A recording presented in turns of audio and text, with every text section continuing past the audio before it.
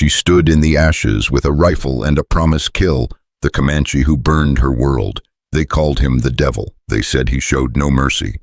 But when Marjorie Collins finally found Ave in that canyon gun aimed at his heart, bullets came from somewhere else and he saved her life. Now she's hunting a different truth, one that'll shatter everything she believed. Stay with me until the end and comment your city so I can see how far this story travels. Because some lies, they burn hotter than any fire. Burn. The smoke never really leaves you.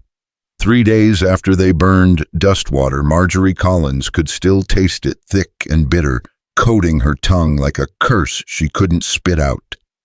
She stood at the edge of what used to be her brother's house, red hair whipping across her face in the hot Texas wind, and stared at the charred skeleton of the only home she'd ever known. The beam that killed him was still there, blackened, fallen, final. She didn't cry anymore, couldn't. The tears had run dry somewhere between burying Samuel and listening to Sheriff Dobbs tell her for the third time that there was nothing to be done. "Comanches don't leave witnesses, Marjorie," Dobbs had said, his voice heavy with that particular mix of pity and finality that made her want to scream. "They're ghosts. Wind. By the time we could organize a posse, they'd be 100 miles into the Llano." But she'd found something the sheriff hadn't bothered to look for. In the wreckage of the general store beneath a collapsed shelf, she'd discovered a single eagle feather, obsidian black with a crimson tip. The old trader Moses Kern had seen it and gone pale. "That's Ave's mark," he'd whispered, glancing around like the name itself might summon demons. "The Comanche devil, he's the only one who marks his raids like that. Leaves them so you know, so you remember." The Comanche devil. The name had spread through what was left of Dustwater like wildfire through dry grass. Everyone had a story. He was 7 feet tall. He could shoot a man's eye out from 200 yards. He'd burned 4 settlements in 6 months, always vanishing before the army could catch him. Some said he'd been raised by wolves. Others claimed he was a white man gone savage, which somehow made it worse. Marjorie didn't care what he was.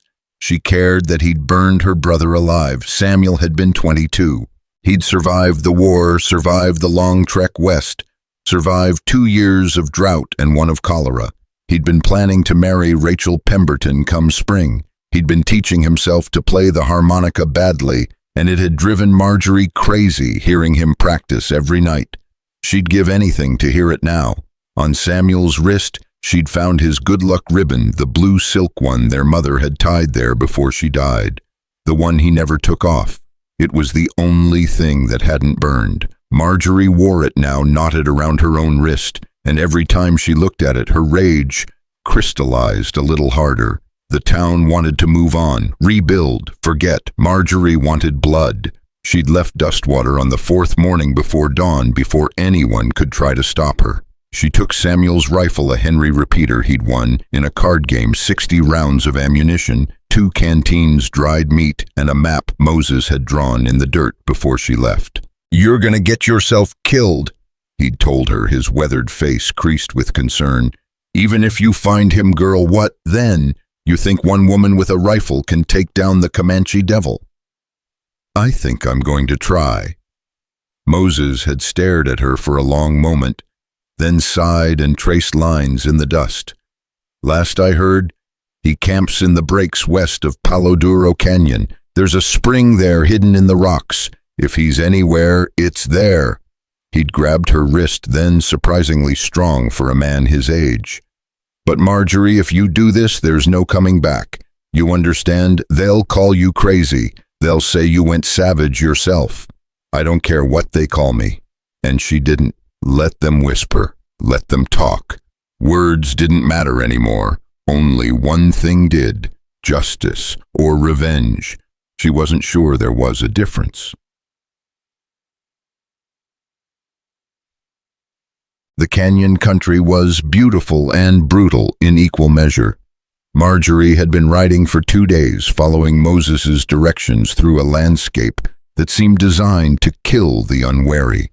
Towering red cliffs, slot canyons that dead-ended without warning, heat that pressed down like a physical weight even as autumn approached. She'd grown up on the frontier. She knew how to read the land, how to find water, how to move quietly. Her father had taught her to shoot when she was 8, and Samuel had made sure she never forgot. But this was different. This wasn't hunting deer or defending the farm from coyotes. This was hunting a man who by all accounts was better at this than she'd ever be. On the 3rd morning she found his trail. Horse tracks unshod moving through a dry wash. Fresh no more than a few hours old. Marjorie's heart kicked against her ribs as she dismounted and studied them. Single rider, moving at an easy pace, confident, heading west toward a cluster of rock formations that Moses had marked on his map. The spring. She tied her horse in a stand of mesquite and went the rest of the way on foot, rifle in hand, pulse hammering in her ears. The sun was beginning its descent, painting the canyon walls in shades of amber and rust. Shadows pooled in the low places. The air smelled of sage and dust. And smoke. She smelled it before she saw it, the faint, sweet tang of burning cedar. Her breath caught. Every instinct screamed at her to turn back, to run, to choose life over this suicidal mission. Instead, she crept forward. The spring was exactly where Moses had said it would be, tucked into a narrow cleft between 2 massive slabs of sandstone. A thin stream of water trickled from the rocks, forming a small pool before disappearing into the sand.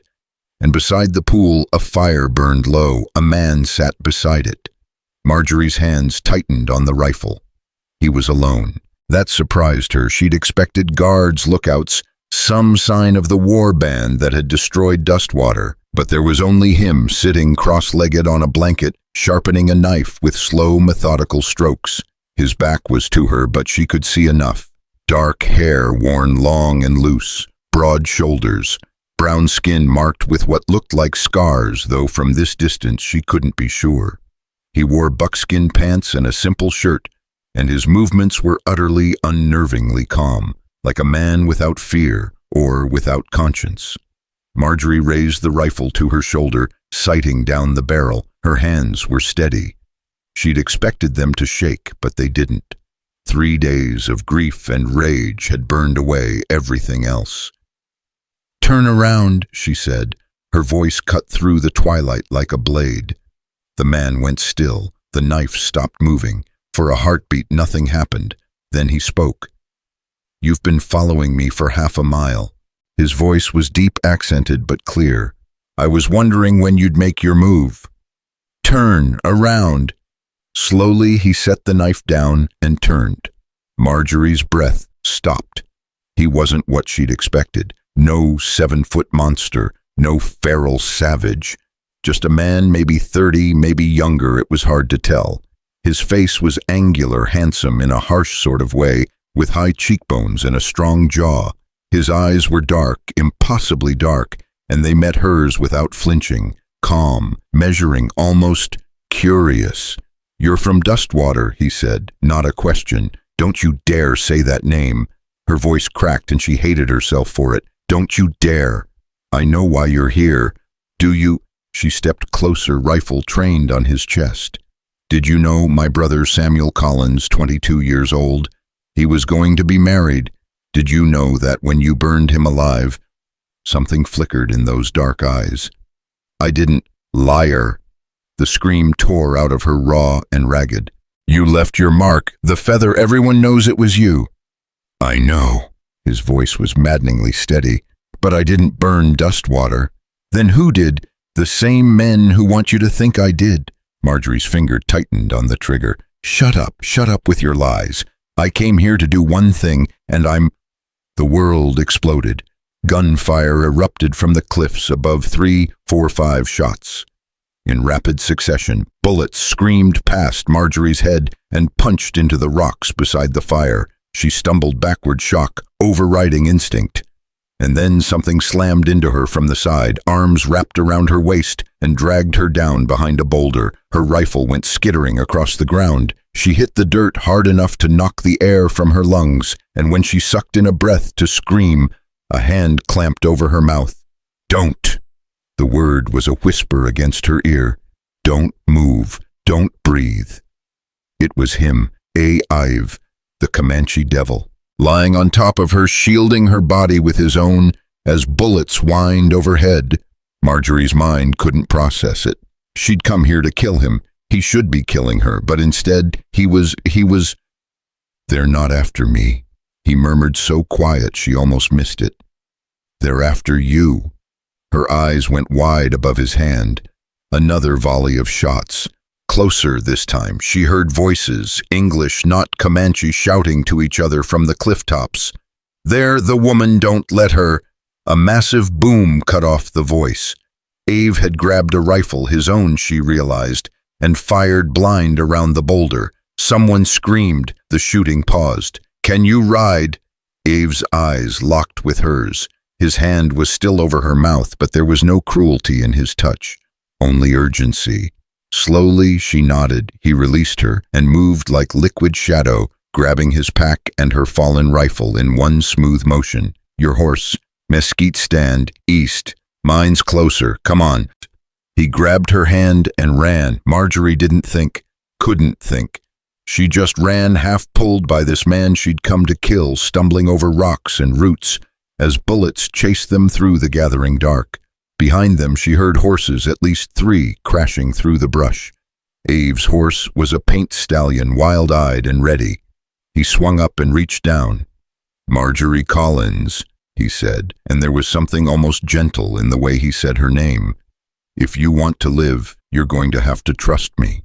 She stared at his outstretched hand, this hand that supposedly burned her world, these eyes that held no malice, only something she couldn't name. Another bullet spanged off the rock beside her head. She took his hand. He hauled her up behind him, and the stallion exploded forward like a shot from a cannon. Marjorie wrapped her arms around Ive's waist and held on as they plunged into the canyon, the shouts and gunfire fading behind them into the desert night. They rode for hours, through canyons and across dry creek beds, up narrow trails and down steep switchbacks.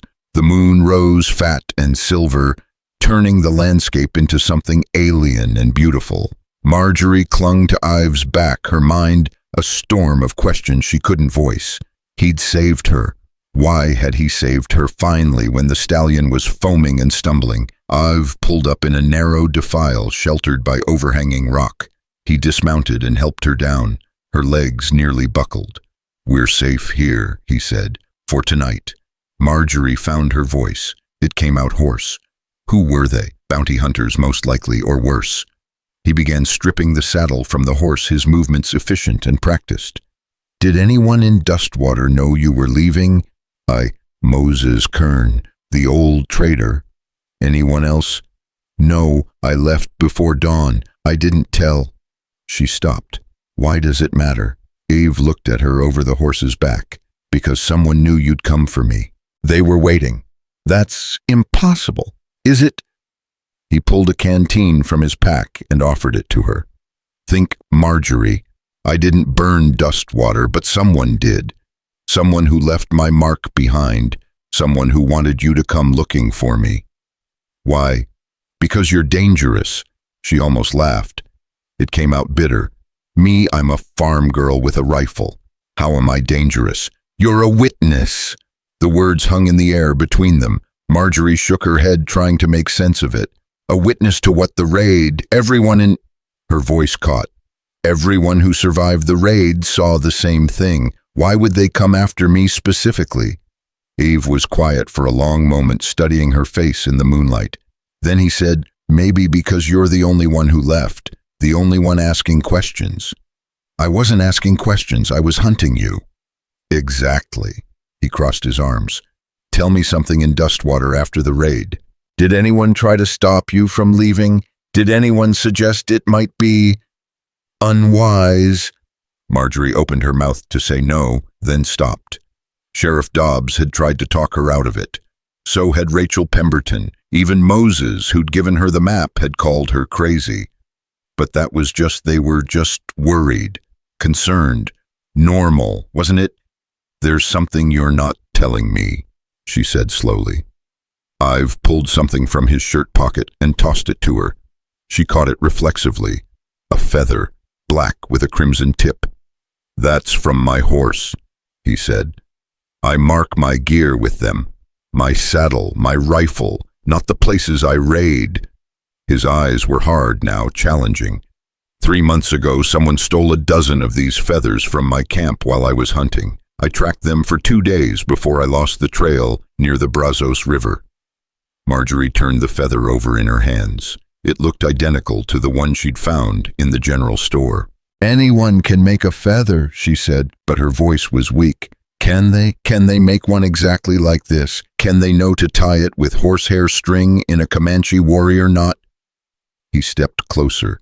"Someone set me up, Marjorie. They burned your town and made sure everyone knew it was me. And when you came looking for justice, those same people tried to kill you before you could find the truth." "What truth?" Her hands were shaking now, but not with fear, with something worse. "What aren't you telling me?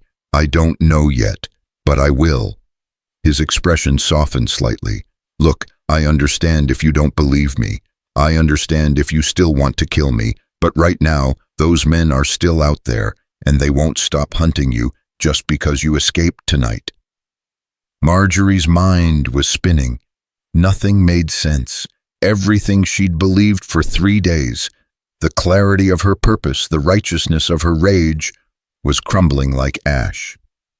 "I saw the smoke," she whispered. "I heard the screams. Samuel died in those flames. Someone did that. If it wasn't you, then who?" "That," Ave said quietly, "is what we're going to find out. You can't go back to Dustwater. Not now. They'll kill you the moment you show your face." He gestured to the darkness beyond their shelter. "Out here, at least you have a chance. With me, you have a better one. I don't even know you." "No." His smile was sad. "But you know what it's like to lose everything." "So do I." Something in his voice made her look up, really look at him. And in his eyes, she saw it, an old grief worn smooth by time but never forgotten. "What did you lose?" she asked. "Everything that mattered." He turned away, began building a small fire. "Sleep, Marjorie Collins. Tomorrow we start looking for answers. And I promise you this, when we find the man who really burned Dustwater, you'll be the first to put a bullet in him, Mo."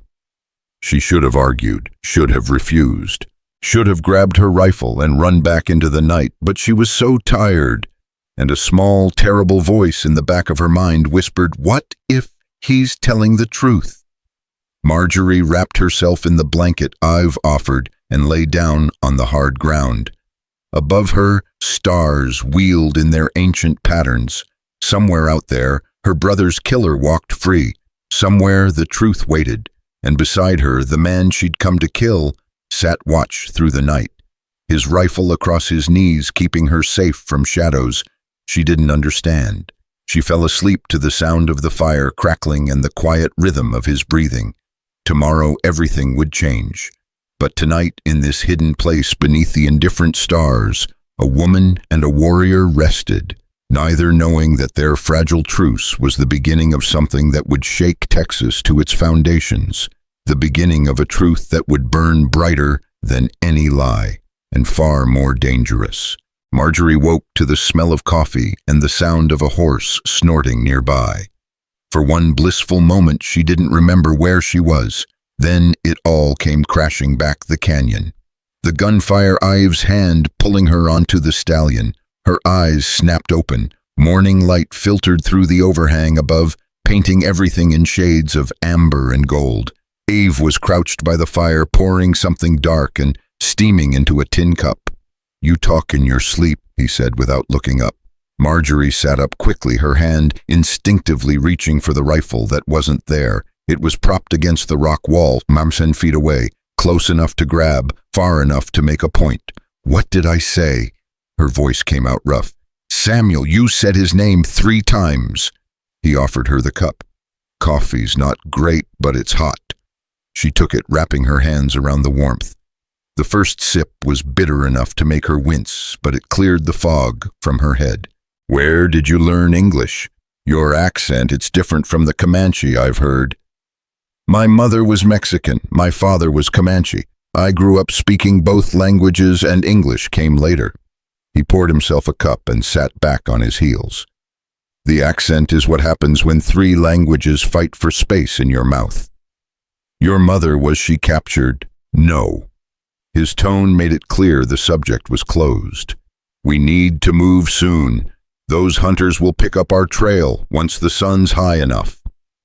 Marjorie studied him over the rim of her cup. In daylight, he looked younger than she'd first thought, probably not much older than Samuel had been.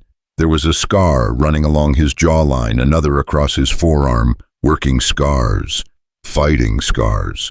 But his hands, when he lifted the cup, were steady and careful. You said someone stole your feathers, she said, 3 months ago. We're north of here, along the Red River. He met her eyes. There's a trading post there, place called Carson's Ridge. Half the thieves and gun runners in Texas pass through. If someone wanted to frame me for a raid, they'd know to look there for proof. So we go there. Eventually, first we need supplies, food, ammunition. He gestured to her rifle. And we need to know who sent those men after you last night. How do we find that out? We ask one of them. Marjorie's blood went cold. They're dead. I heard you shoot. I wounded one, maybe two. I've stood stretching out his shoulders. If they're smart, they've run. If they're greedy, they're still tracking us. Either way, we'll know by noon. And if they're tracking us, then we spring a trap. His smile was wolfish. I'm very good at traps. They broke camp within the hour. I've moved with the kind of efficiency that spoke of years spent living rough fire-scattered tracks, swept no trace left that anyone had been there.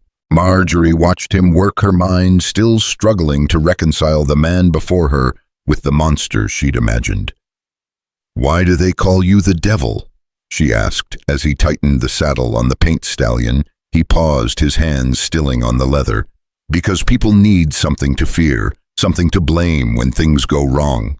He looked at her over the horse's back. And because I've killed men who deserved it, enough that the name stuck. How many? Does it matter? It does to me. He was quiet for a long moment. Then he said, 17, that I'm certain of, maybe more in battles where I couldn't see who fell. His eyes were hard. All of them were trying to kill me or my people first. That's the only number that matters. Marjorie thought of her own rifle, of how close she'd come to making that number 18. The coffee turned sour in her stomach. They rode double again, heading west through terrain that grew progressively more hostile. The canyons here were deeper, the walls higher, the shadows longer. I've guided the stallion with subtle shifts of his weight, avoiding the open spaces, keeping to paths that seem to appear and disappear like water through sand. If those men are following, Marjorie said after an hour of silence, won't they see us? Not if they're looking in the wrong place. He gestured ahead to where the canyon split in 3 directions. We're going to leave a trail to the left. Then we're going to double back and wait in the rocks to the right. When they follow the false trail, we'll have them. That's a lot of faith in them being stupid. It's not about stupid. It's about greed. Ives' voice was matter of fact. They know they had us trapped last night. They know they failed. Men like that don't give up, not when there's money on the line. They'll push hard, cut corners, make mistakes. How do you know there's money? Because nobody risks their life chasing 2 people through the Badlands for free. He glanced back at her. Someone paid them, and we're going to find out who. The trap took an hour to set. Ive made Marjorie wait in a cluster of boulders while he walked the stallion through the left canyon, leaving obvious tracks, broken branches, disturbed stones, droppings that any tracker worth his salt would spot. Then he led the horse back through the stream that ran down the center path, erasing their real trail, before joining her in the rocks. Now we wait, he said. They waited. The sun climbed higher, baking the canyon walls, until the air shimmered like water. Marjorie's throat was dry, despite the water Ive had made her drink. Her hands were sweating on the rifle stock. She'd hunted before deer antelope once, a black bear that had gotten into their grain stores, but this was different. This was hunting men who were hunting her. "How long?" she whispered. "Patience." Ive didn't take his eyes off the canyon entrance below.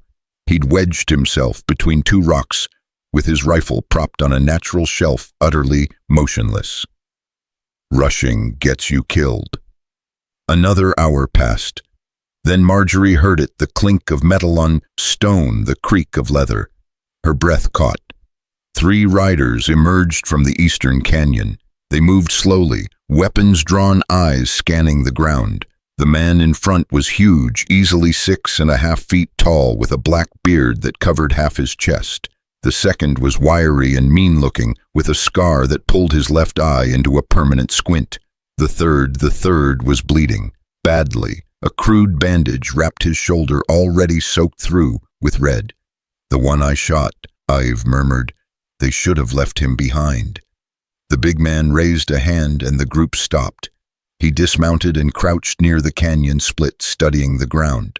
His finger traced the tracks Ive had left, following them toward the left path. He said something Marjorie couldn't hear, and the other 2 laughed.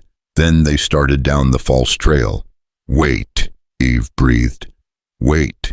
The wounded man was lagging behind his horse, moving slower than the others. The gap between them widened 10 feet, 20, 30. The big man and the scarred one disappeared around a bend. "Now!"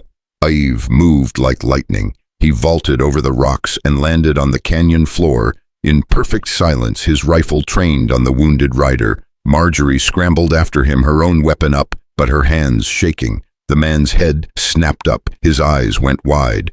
"Don't," Eve said quietly. "Don't even breathe wrong." The man's hand twitched toward his pistol. Ive shot the gun out of his holster. The sound was massive in the enclosed space, echoing off the walls like thunder. The wounded man screamed and fell from his horse, clutching his ruined hand. His horse bolted. Somewhere ahead, Marjorie heard shouts. The other 2 had heard the shot. "Move." Eve grabbed the wounded man by his collar and dragged him behind the rocks. Marjorie followed, her heart hammering so hard she thought it might break through her ribs.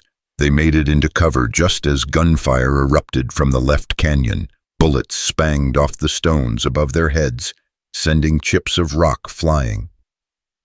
"How many bullets you got?" Ive asked calmly, as if they were discussing the weather. 15 in the rifle, 6 in my pistol." "Make them count." He leaned out and fired twice. Someone cursed loudly. The shooting paused. "Mickey, you alive." The voice was rough, gravelly, the big man. "You let them get Mickey, you Comanche bastard." Ev grabbed the wounded man, Mickey, and pressed the rifle barrel against his temple. "Tell them to come out," he said softly. "Tell them you're hurt, and they need to help you." Mickey's face was gray with pain and fear. Blood dripped from his shoulder and his mangled hand. They'll kill you anyway." "Maybe, but you'll be dead for sure if they don't come out." Ive's voice was ice. "Your choice. Die now or take a chance on later."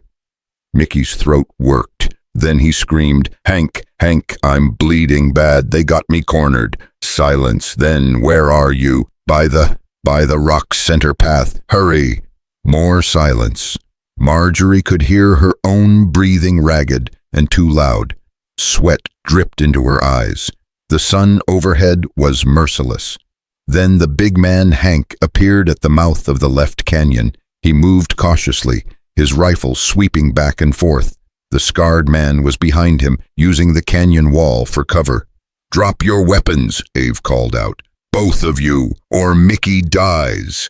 Hank stopped. Even from 30 yards away, Marjorie could see the calculation in his eyes. He was weighing options, weighing Mickey's life against his own.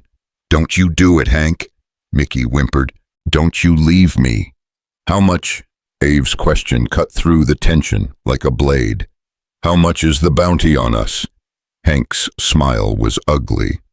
"On her 500. On you," he spat. 2,000, dead or alive." Marjorie's breath stopped. $500. That was more than most people in Dustwater made in 2 years. Who's paying? Eve demanded. Go to hell. You first. Eve's finger tightened on the trigger. Wait. Mickey's scream was pure terror. Wait, I'll tell you. Just don't, please God, don't shoot. Mickey, you shut your mouth. Hank roared. It's Harrove. Mickey sobbed. Mayor Harrove from Dustwater. He's the one paying. He wants her dead, and you framed for it. That's all I know. I swear that's all. The bullet caught Mickey in the center of his forehead. Hank had shot him, his own man. Marjorie watched in horror as Mickey crumpled, blood and brain matter spattering the rocks behind him. The sound of the shot was still echoing when Ive returned fire, driving Hank back into cover. Run! Eve shoved Marjorie toward the stallion. Run now! She ran. Behind her, gunfire erupted again, 3 shots, 4-5. She reached the horse and grabbed the reins with shaking hands. The stallion danced nervously, eyes rolling white. Easy, she gasped. Easy, easy. Eve came sprinting around the rocks, moving in a low crouch. A bullet whined past his head, and he dove the last few feet, rolling and coming up beside her. Get on! Marjorie scrambled into the saddle. Eve swung up behind her and kicked the stallion into a dead run before his boots were even in the stirrups. The horse exploded forward, hooves throwing up clouds of dust. Behind them, more gunfire. Something tugged at Marjorie's sleeve, too close, way too close. They flew through the center canyon and out into open desert, the stallion running flat out, foam flying from his mouth. Marjorie clung to the saddle horn and prayed they wouldn't hit a gopher hole at this speed. Ivy was pressed against her back, his breath hot against her ear. There, he pointed left, head for those rocks. She pulled the reins and the stallion swerved, nearly throwing them both.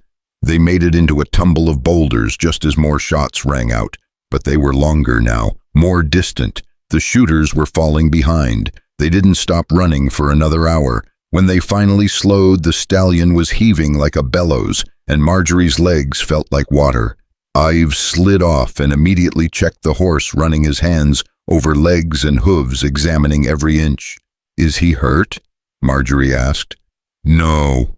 Brave horse. He pressed his forehead against the stallion's neck for a moment. Saved our lives. Marjorie dismounted on shaking legs and sat down hard on a rock. Her sleeve was torn where the bullet had passed. An inch closer and it would have taken her arm off. The reality of that hit her like a fist. Harrove, she said numbly. Mayor Harrove. He's been in Dustwater for 6 years. He helped us through the drought. He donated money to build the church. Her voice cracked. He killed Samuel. He paid someone to kill Samuel. I've corrected grimly. He pulled something from his shirt and held it out. A piece of paper folded and stained with Mickey's blood. Marjorie took it with trembling fingers and opened it. It was a wanted poster, but not like any she'd seen before. This one was hand-drawn, unofficial. At the top, in crude lettering, wanted red-haired woman and Comanche traitor. Below that, rough sketches of her face and Ives. And at the bottom, in elegant script, by order of W. Harrove, 500 for the woman, 2,000 for the savage. No questions asked. I took it off Mickey while you were getting the horse, Ive said. Thought you might want proof. Marjorie stared at her own face, rendered in charcoal and ink. This wasn't justice, this was murder, premeditated, calculated murder. Why? The word came out as a whisper. Why would he do this? What did we do to him? I don't know, but we're going to find out. Eve crouched beside her. You wanted to know who burned Dustwater. Now you know. The question is, what are you going to do about it? Marjorie looked at him, really looked at him. This man she'd come to kill, this man who'd saved her life twice now, his dark eyes held no judgment, no pressure, just a question. I'm going to make him pay, she said, whatever it takes. Good. He stood and offered his hand. Then we ride to Carson's Ridge, find out what else he's hiding, and when we have enough proof, we go back to Dustwater. We go back to Dustwater, he agreed, and we burn his lies to the ground." She took his hand. He pulled her to her feet, and for a moment they stood there, two people who should have been enemies, bound together by blood and betrayal, and a truth that grew clearer with every passing hour. Somewhere in the west, the sun was beginning its descent. They had maybe 4 hours of good light left, 4 hours before they'd have to make camp again, before the hunters would regroup and come after them again. 4 hours to put as much distance as possible between themselves and the men who wanted them dead. Ive helped her back onto the stallion, and they rode west into the gathering shadows. Marjorie's mind was racing. Harrove, the man who'd given the eulogy at her mother's funeral, the man who'd promised that Dustwater would prosper under his leadership, the man who'd burned her brother alive for silver. She said as they rode. "When we find him, when we prove what he did, I want to be the one who pulls the trigger." She felt him nod behind her. "I wouldn't have it any other way." And in that moment, something shifted between them. Not trust, not yet, but understanding. They were both hunters now, both seeking the same prey, and when they found him, when they finally cornered the monster who wore a mayor's suit and a politician's smile, there would be a reckoning. The desert stretched before them, vast and unforgiving. But Marjorie Collins was done being afraid. She'd come into these badlands to kill a devil. Instead, she'd found an ally, and together they were going to drag the real monster into the light. They reached Carson's Ridge 2 days later, arriving just after sunset, when the trading post's windows glowed amber against the dying light. Marjorie had expected something rough, a few ramshackle buildings, maybe a saloon, but Carson's Ridge was bigger than that, more permanent. The main trading post was a 2-story structure of weathered timber and stone, surrounded by corrals, outbuildings, and what looked like a small cantina. Smoke rose from several chimneys, and she could hear music drifting on the evening air, someone playing a fiddle badly. "We can't just walk in," she said, studying the place from their position in the rocks above. "If Harrove has people here, he does." Ave's voice was certain. "This is where the deal was made, where he bought my feathers, hired his raiders, made his plans. Someone here knows something. So how do we find them without getting shot?" He was quiet for a moment, thinking. Then he said, "You go in alone." "What? Listen to me." He turned to face her fully. "They're looking for us together, a Comanche and a red-haired woman, but just you. A woman who's been robbed on the trail, lost her horse, needs help." He gestured to her torn sleeve, her dusty face. "You look the part already." Marjorie's stomach tightened. "And where will you be?" "Close, watching." His hand moved to the knife at his belt. "If anything goes wrong, I'll know." "This is insane. This is careful. We need information and they won't give it to me." His eyes were steady. "But a woman in distress, someone scared and alone, they might talk, they might brag. Men like the ones who come through here, they always brag." He wasn't wrong. Marjorie had seen it before, the way certain men would puff up around women they thought were helpless, showing off like roosters in a henhouse. It made her skin crawl, but if it got them answers. "What do I ask about?" "Don't ask. Listen. Buy a meal, a drink, if you can stomach it. Keep your ears open." He handed her a small leather pouch that jingled. "There's enough coin here for supplies. Buy food, ammunition if they have it. Act natural." Natural. She laughed, but there was no humor in it. "My brother's killer hired men to murder me, and I'm supposed to act natural." Eve's hand found hers, warm and solid. "You can do this. You tracked me across 100 miles of badlands. You didn't flinch when those hunters came. You're stronger than you know. Marjorie Collins." The way he said her name, gentle, certain, made something flutter in her chest. She pushed it away. Now wasn't the time. "If I'm not out in an hour, you will be." She wanted to believe him. Marjorie left Ave, hidden in the rocks with the stallion, and walked down to Carson's Ridge on foot, making herself stumble a little, making herself look exhausted. It wasn't hard. She was exhausted. Every muscle ached. Her lips were cracked from sun and wind, and she hadn't slept more than a few hours at a stretch since leaving Dustwater. The trading post door opened with a creak, and conversation stopped. 6 men sat at various tables, all turning to stare at her. Behind the bar, a heavy-set man with arms like tree trunks paused in the act of wiping a glass. In the corner, a woman in a faded green dress looked up from her fiddle fingers stilling on the strings. "Help you?" the bartender asked. His voice was neutral, but his eyes were calculating. "I hope so." Marjorie let her voice shake. It wasn't difficult. "I was traveling with my uncle to Fort Griffin. We were attacked 3 days ago. Bandits. They took everything, our horses, our supplies. My uncle, She let the sentence trail off, implying the worst. The bartender's expression softened slightly. "You've been walking for 3 days. I found a rancher who gave me water, pointed me this way, said you might help." She swayed a little, let herself lean against the doorframe. "I have money, a little. Enough for food and maybe a horse, if you have one to spare." One of the men at the tables laughed. "A horse, lady, horses don't come cheap out here." "I know, but I can't walk to Fort Griffin. Please." She made herself look at the bartender, putting every ounce of desperation she actually felt into her eyes. "Anything you can do." The bartender studied her for a long moment. Then he nodded toward a table. "Sit, I'll bring you stew. We'll talk about the horse after you've eaten." Relief flooded through her, most of it real. She moved to the table he'd indicated, sinking into the chair with a genuine sigh. Her feet were blistered and her legs trembled. Around her, the conversation slowly resumed, though she could feel eyes on her, curious, assessing. The stew came quickly, rabbit and beans, tough but hot. Marjorie forced herself to eat slowly, even though she wanted to devour it. A woman who'd been walking for 3 days would be hungry, yes, but also careful, not wanting to seem too eager. "Bandits, you said?" The voice came from her left. A thin man with a drooping mustache had turned his chair to face her. "What did they look like?" "I don't know. It happened so fast."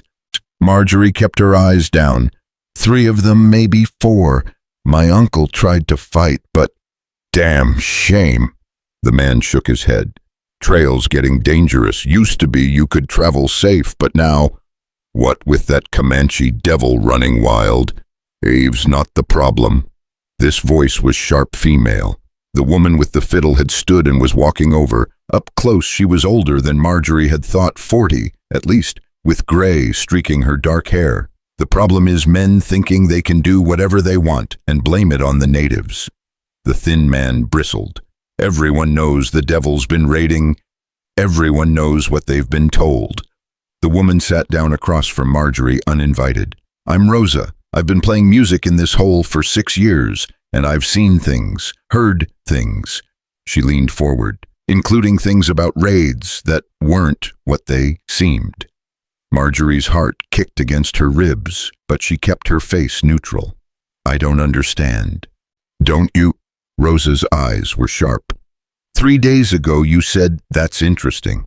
"Because 3 days ago a group of men came through here, rough types. They were celebrating something, drinking heavy, and one of them big fellow with a black beard, he was buying rounds and talking about how he was going to be rich soon. Said he had a bounty to collect. A woman and a savage, he said. The trading post had gone very quiet. Marjorie's hand moved slowly toward the pistol hidden under her jacket. "I don't know what you're talking about." "No." Rosa smiled, but it wasn't friendly. "Then explain why your hair's red under all that dust, why your hands have rope burns like you've been riding hard, why you came in here looking scared, but your eyes look like someone who's killed before." "Rosa," the bartender's voice was a warning, "leave the girl alone." "Girl," Rosa laughed. "She's no more a girl than I am. Look at her." She stood abruptly. "But it's not my business. I just play the fiddle. What I know, what I hear, none of my concern." She walked back to her corner, picked up her instrument, and began to play again. A slow, mournful tune that raised gooseflesh on Marjorie's arms. The thin man was staring at her now, suspicion written across his face. 2 of the other men had stopped talking and were watching. Marjorie's mind raced. She'd been made. Somehow Rosa had seen through her story, and if these men decided she was the woman from the bounty poster, The door crashed open. A man stumbled in bleeding from a cut across his forehead. "Riders coming," he gasped. "6 of them armed heavy. They're asking about—" His eyes found Marjorie and went wide. "She's here. The woman's here." Everything exploded at once. The thin man lunged for her across the table.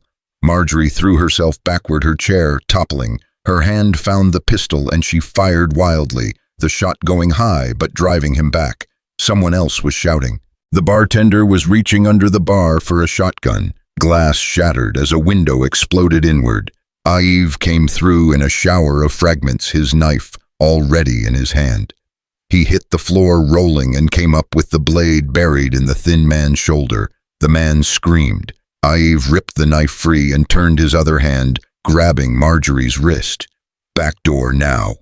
They ran. Behind them, the bartender fired both barrels of his shotgun, the sound deafening in the enclosed space. The blast took chunks out of the wall beside Marjorie's head. Then they were through the back door and into the night, the sounds of chaos erupting behind them. The stallion, Marjorie gasped as they ran, already saddled this way. They raced between buildings, vaulted a fence, and found the paint horse where Yves had left him, reins wrapped around a post. Yves cut them with one slash of his knife, and they were mounting when the riders appeared. 6 men on horseback, just like the wounded man had said. And leading them, sitting tall in his saddle with a rifle across his lap, was Hank. The big man from the canyon, his face was twisted with rage.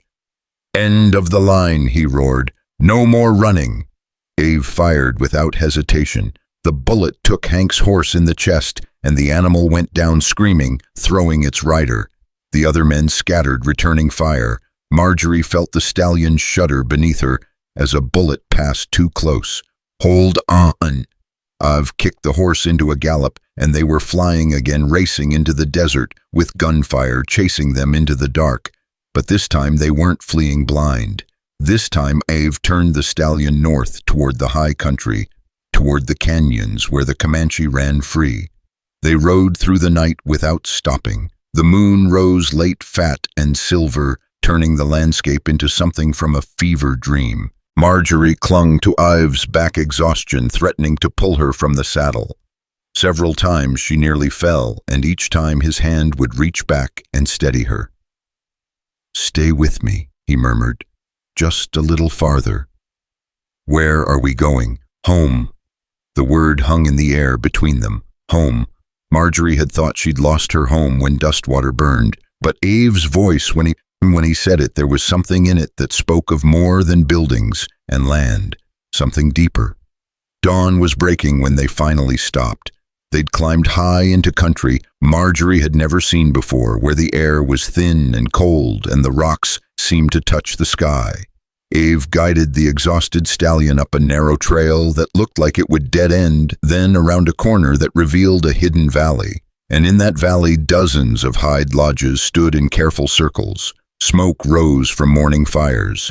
Children played near a stream. Women worked at stretching racks. Men sat in council circles, their voices low and serious. A Comanche encampment. Marjorie's breath caught. She'd seen camps before from a distance, but never like this. Never from inside. Never as anything but an enemy. "Yves," she whispered. "I can't. They'll kill me." "No." His voice was firm. "They won't. I promise." A shout went up as they were spotted. Warriors appeared from between lodges, weapons ready. But when they saw Yves, the tension eased. He called out something in Comanche, rapid and urgent. An older man, his face lined with age and wisdom, stepped forward. The 2 men spoke for several minutes in their own language. Marjorie caught her name once, then the word Dustwater. The older man's eyes moved to her, dark and unreadable. Other people were gathering now. Women, children, more warriors, all staring at the white woman on Yves' horse. Finally, the older man nodded and spoke. Yves turned to her. "This is Pahayoko. He leads the council. He's agreed to hear your story." "My story?" Marjorie's voice was small. "Yves, I don't speak Comanche. I don't know what to say to them." "The truth." He helped her down from the stallion, his hands gentle. tell them the truth. That's all you need. They were led to a large lodge at the center of the camp. Inside, several men sat in a semicircle around a small fire. Pahayoko took his place among them and gestured for Marjorie to stand. Aiv stood beside her close enough that their shoulders almost touched. "Tell them," he said quietly, "why you came to kill me, what you learned, why you're here." Marjorie looked at the faces around her. These were the people she'd been taught to fear, the savages from the stories. But looking at them now, really looking, she saw fathers and brothers and sons.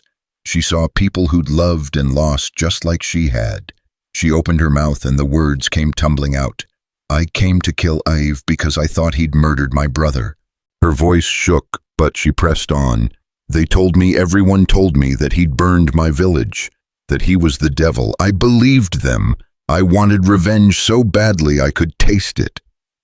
Aiv translated, his voice steady. The council members listened without interruption. "But when I found him, men tried to kill us both, and he saved my life, not once but 3 times. She touched the torn sleeve where the bullet had passed. "And I learned that the man who really burned Dustwater, who really killed my brother, his name is Walter Harrove. He's the mayor. He did it for silver, for land, for money." She pulled the blood-stained wanted poster from her jacket and held it up. "This is what he made. This is his lie. He wants both of us dead so the truth dies with us." Pahayoko spoke, his voice measured. Aiv translated. "Why should we believe you? White people have lied to us before, many times." "I know." Marjorie's throat was tight. "And I can't speak for them. I can only speak for myself. I came here to kill Aiv, and I was wrong. I came here because I was full of hate, and I was wrong. Everything I believed, everything they told me was a lie." She looked at Aiv, then back at the council. "I don't expect you to trust me. I don't even know if I trust myself anymore, but I know this Harrove has to be stopped, and I can't do it alone." Another council member spoke, younger than Pahayoko, his voice sharp with suspicion. Aiv's jaw tightened as he translated. "He says you are still our enemy, that your people have taken our land, killed our families, broken every promise. Why should we help you fight your battles?" "Because it's not just my battle." Marjorie's voice rose stronger now. "Harrove didn't just burn Dustwater, he framed Aiv. He's starting a war between our peoples so he can profit from the chaos. If we don't stop him, more people will die, Comanche and white, and he'll just keep doing it, keep burning and killing until someone finally stops him." Silence fell over the lodge. The fire crackled. Outside, Marjorie could hear children laughing, life continuing as it always did. She realized she was trembling, her hands clenched into fists at her sides. Pahayoko and Aiv spoke for a long time in Comanche, their voices too quick for Marjorie to follow. Then the old man turned to her and spoke in careful, accented English. "You come to us with truth. This is brave, foolish, but brave." A ghost of a smile crossed his weathered face. "Aiv says you have fire, that you do not break. We will consider what you have said, but first you will eat, rest. You look like death walks beside you." It wasn't quite approval, but it wasn't rejection either. Marjorie felt something loosen in her chest. "Thank you." A woman appeared at her elbow, younger with kind eyes, and gestured for Marjorie to follow. She glanced back at Aiv, suddenly reluctant to leave his side. "Go," he said softly. "You're safe here, I promise." She let herself be led from the lodge through the camp to a smaller dwelling. Inside it was warm and smelled of sage, smoke. The woman brought her food, roasted meat, some kind of breadwater that tasted of minerals and earth. Marjorie ate without tasting it, her mind still spinning. When the woman left, Marjorie lay down on the pile of furs that served as a bed and closed her eyes. She expected nightmares, expected to see Samuel's face, Harrove's smile, Mickey's blood. Instead, she saw Aiv's eyes in the firelight, steady and sure, and for the first time in days, she slept without dreaming. She woke to voices outside, urgent, hushed. The light filtering through the hide walls suggested it was late afternoon. She'd slept the entire day. Marjorie sat up quickly, every muscle protesting, and moved to the lodge entrance. Ivy was standing with Pahayoko and several warriors looking at something on the ground. As she approached, she saw it was a map drawn in the dirt with a stick. "What's happening?" Ave looked up, and there was something in his expression that made her stomach drop. "Riders approaching, about 20 of them. They're following our trail. Harov's men, probably, and if they attack..." He gestured to the camp around them. "There are children here, elders. We're not prepared for a full assault." Pahayoko spoke, and Aiv translated. "The council has decided. If these men come for war, we will give them war, but we will not attack first. We will defend." "And if they come for me," Marjorie asked quietly, "if I leave, will they follow me away from here?" "No." Ave's voice was sharp. "You're not leaving." "Ave, you're not leaving," he repeated. "We're in this together now, whatever comes." His hand found hers squeezed once. "The council believes you, Marjorie. You stood before them and told the truth, and they respect that. They've agreed when this is over, when the riders are dealt with, we ride for Dustwater, together, all of us." "All of you." She looked around at the warriors, the women sharpening knives, the young men checking bowstrings. "Why would you risk yourselves for my fight?" Pahayoko answered in English again. "Because it is not just your fight. It is all our fight. Aiv is our brother. You are his." He paused, searching for the word. "His purpose. And when Harov falls, perhaps others will think twice before blaming us for their crimes." The way he said purpose made something warm bloom in Marjorie's chest. She pushed it away. There wasn't time. "When do they arrive?" "Sunset," Aiv said. "Maybe sooner. We're preparing now." And they were. Around the camp, warriors were gathering weapons, moving horses to safer positions, sending children and elders to hiding places in the rocks above. It was organized chaos, everyone moving with practiced efficiency. These were people who'd defended themselves before, many times. Marjorie found herself beside Aiv as he checked his rifle, his face grim. "What do? We make them come to us, make them fight on our ground." He glanced at her. "Can you shoot from horseback?" "I've never tried." "Then you'll shoot from cover, there." He pointed to a cluster of rocks at the camp's edge. "Good sight lines. Protection. If things go bad, you run. Understand? I'm not running." "Marjorie, I'm not running," she repeated. "Not anymore. We stand together, or we fall together." For a moment, something flickered across his face. Pride, fear, something else she couldn't name. Then he nodded. Together. The sun was sinking toward the horizon when the riders appeared. 23 by Marjorie's count spread across the valley entrance like a dark wave. And at their center, still mounted, despite his injuries, was Hank. Even from a distance, she could see the rage in every line of his body. Pahayoko stepped forward, flanked by warriors. He called out in English, his voice carrying across the space between them. "You come to our land. You bring weapons. Why?" Hank spat. "You know why, old man. You're harboring criminals, a murderer and the woman who helped him. Give them up and we'll leave peaceful." "There are no criminals here, only those seeking truth." "Truth?" Hank laughed, harsh and ugly. "The only truth is that Comanche Devil's been burning white settlements, and that woman's his accomplice. Now hand them over, or we'll come take them." Marjorie stepped out from behind the warriors. She heard Ave curse behind her, but she ignored him. "The only criminal here is the man who pays you," she called. "Walter Harov. He's the one who burned Dustwater. He's the one who framed Ave, and you know it." Hank's face twisted. "Big words from a dead woman. Prove me wrong then. Show me your orders. Let everyone see what Harov promised you. I don't have to prove nothing to you." "Because you can't." Marjorie's voice rang out clear and strong. "Because you know I'm right. You're not here for justice. You're here for blood money. And you're willing to kill innocent people to get it." For a moment, just a moment, uncertainty crossed Hank's face. Behind him, some of the other riders shifted uncomfortably, but then his expression hardened. "Last chance. Give up or die." Pahayoko raised his hand and spoke one word in Comanche. The camp erupted. Warriors rose from hiding places.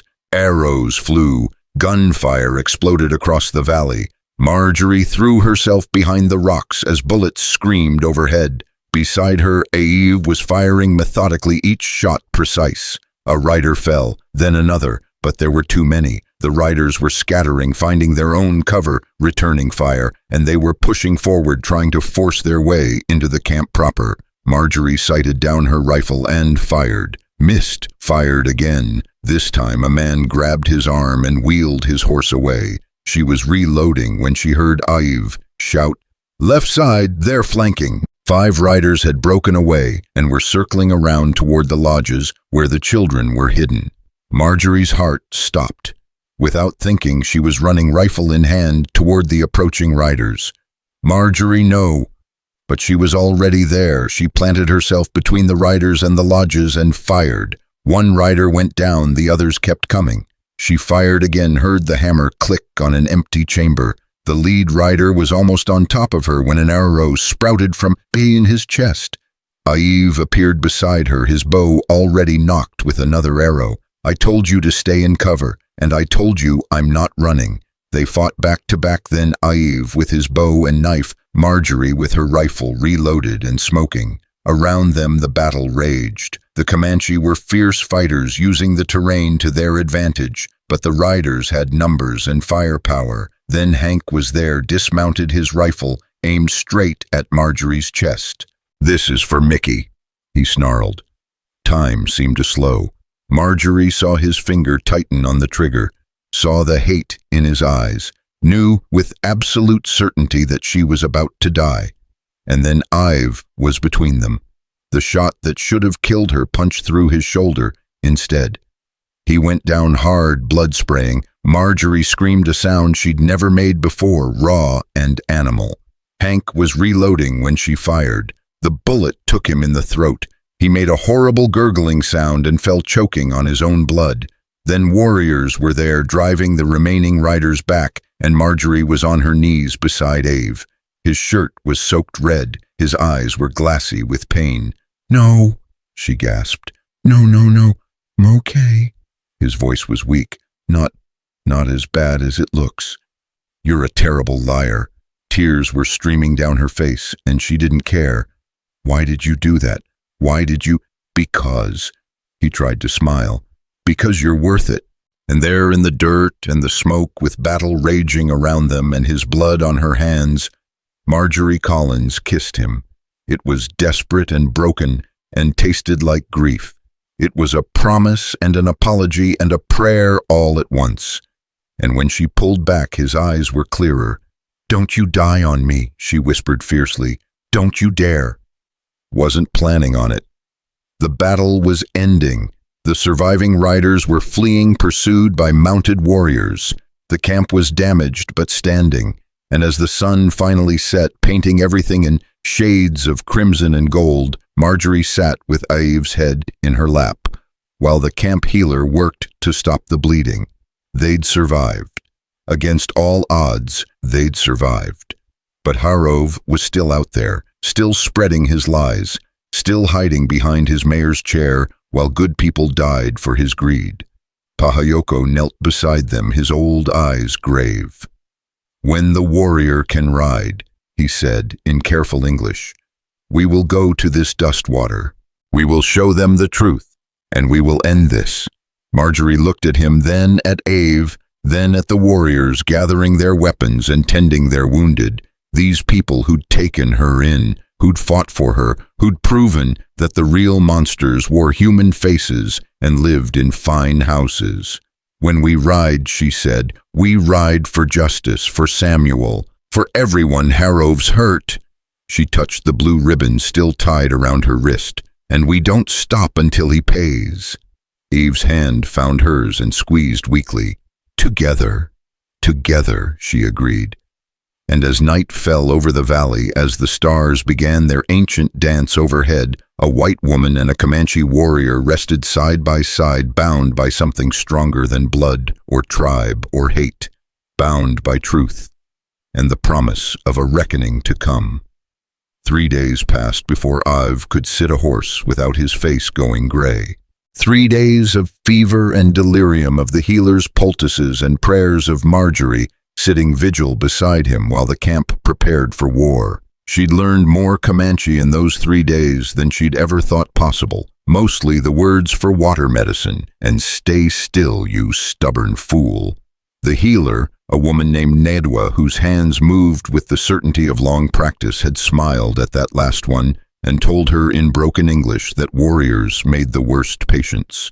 "He fights even the healing," Nadua had said, pressing another compress against Ive's shoulder. "This is why he survives so much, too angry to die."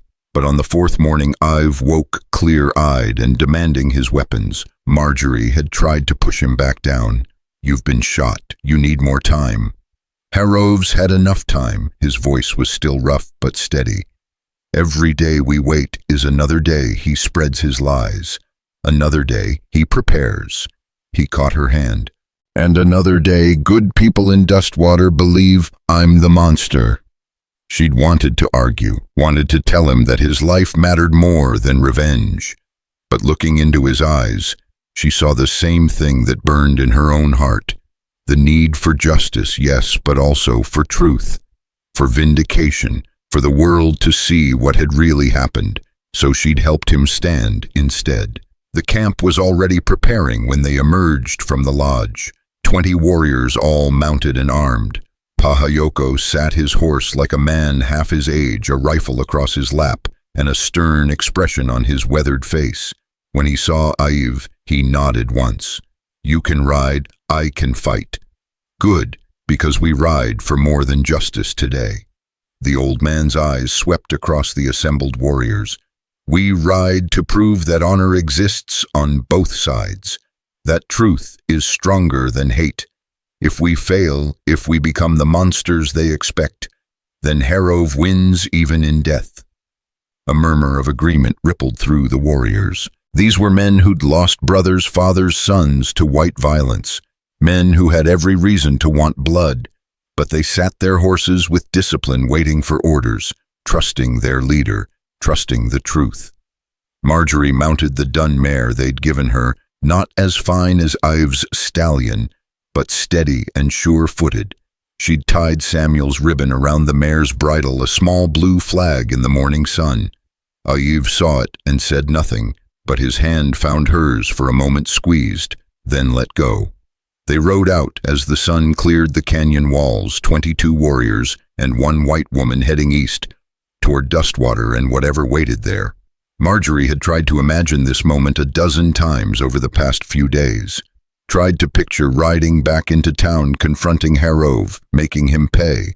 But her imagination had always stopped at the moment of confrontation, unable to see past it to what came after. Maybe because she wasn't sure there would be an after. The journey took 2 full days. They moved carefully, avoiding main trails, sending scouts ahead to watch for Harov's men. Twice they spotted riders in the distance and melted into the landscape like smoke. The Comanche moved through the terrain as if they were part of it, reading signs Marjorie couldn't see, finding paths that seemed to appear and disappear like magic.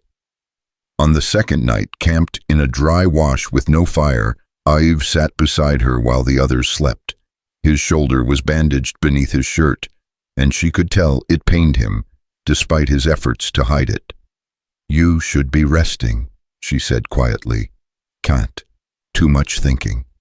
He was cleaning his rifle, his movements automatic. "When we get to Dustwater, when we face Harov, it's going to get ugly. I know." "No, I mean..." He paused, searching for words.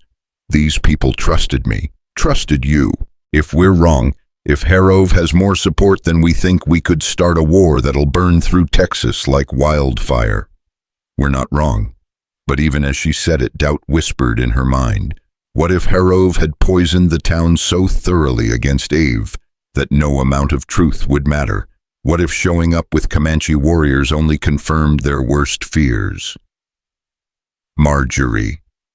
Ave set down the rifle and turned to face her fully. If things go bad in there, if it looks like we're losing, I want you to take the warriors and run. Get them out. Get yourself out. Absolutely not. Listen to me. No, you listen. She grabbed his hand, held it tight. I've run before. I ran from the truth when I convinced myself you were the enemy. I ran from my own doubt when it would have been easier to stop and think, I'm done running. She brought his hand to her chest, pressed it over her heart. Whatever happens in Dustwater, we face it together. You saved my life, multiple times. Now, let me stand with you when it matters most. Something shifted in his expression. The walls he kept up, the careful distance he maintained, all of it crumbling for just a moment. When this is over, he said softly, when Harov's dead and the truth is out, what then? You're still white. I'm still Comanche. Your people and mine have been killing each other for generations. Then maybe it's time we stopped. She leaned closer, their foreheads almost touching. Maybe we're the beginning of something different, something better.